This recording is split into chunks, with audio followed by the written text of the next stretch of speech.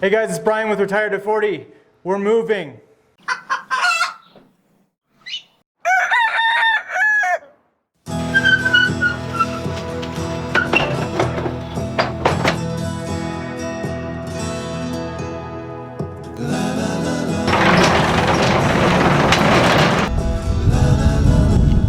The birds are singing. The convoy is ready to leave. It's been a real emotional morning for us, and really just the last couple days have been real emotional, saying goodbye to friends and family and just kind of all the things that we've become acquainted with the last almost 20 years in Colorado. But we just loaded up our final load, and we're just getting ready to say goodbye. Everything's real empty around here. The garage behind me is totally empty. The house is totally empty.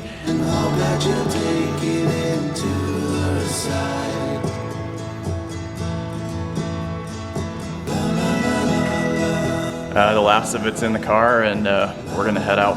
Bye, Colorado. We've had a good run. Here we go. We're on the road.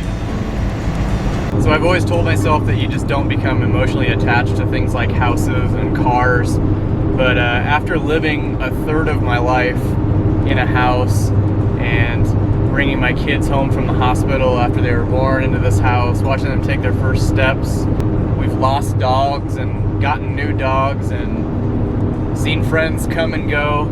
It's pretty hard after a moment like today to not see a house as a little piece of you. That house has seen us through low points in our life as well as high points in our life. And enough of the mushy stuff. It's time for chapter 2 of our lives, and we're Iowa bound.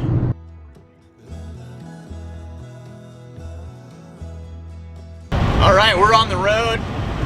It should be about an 11 or 12 hour road trip. Normally it's about 10 hours, but since we can only cruise about 63 miles per hour top speed in this bad boy, it's probably going to take us a little longer.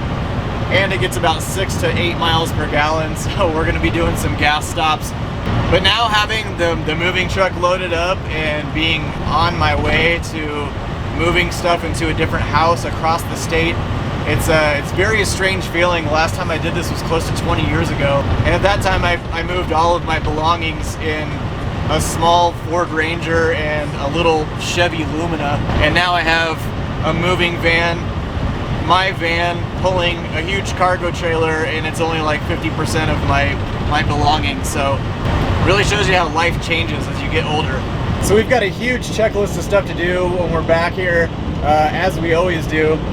First and foremost, we have to unload a massive amount of stuff, partially into the new house and then partially into a storage unit too. We also purchased 2 properties that we need to get just a few things done on and hopefully rented. Check up on the tenants, just make sure they're doing okay during the COVID stuff. I also want to give you a tour of the new digs, and then also try and squeeze a little bit of family time in there if we can. So far, moving during this COVID stuff has been great because there's like 0 cars on the road and gas is really cheap. You know when you're in Iowa, because there's lots of windmills here. People don't realize how beautiful Iowa is.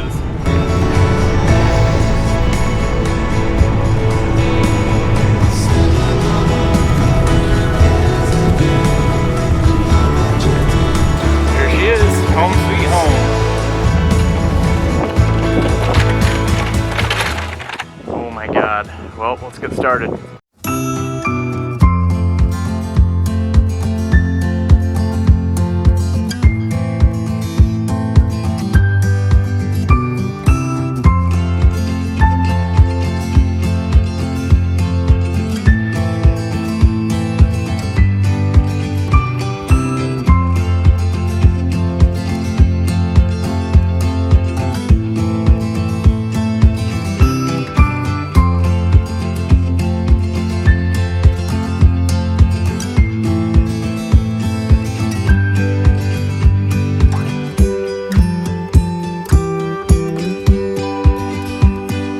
So I'm going to show you the 2 most important parts of the house in pertaining with the Retired at 40 channel.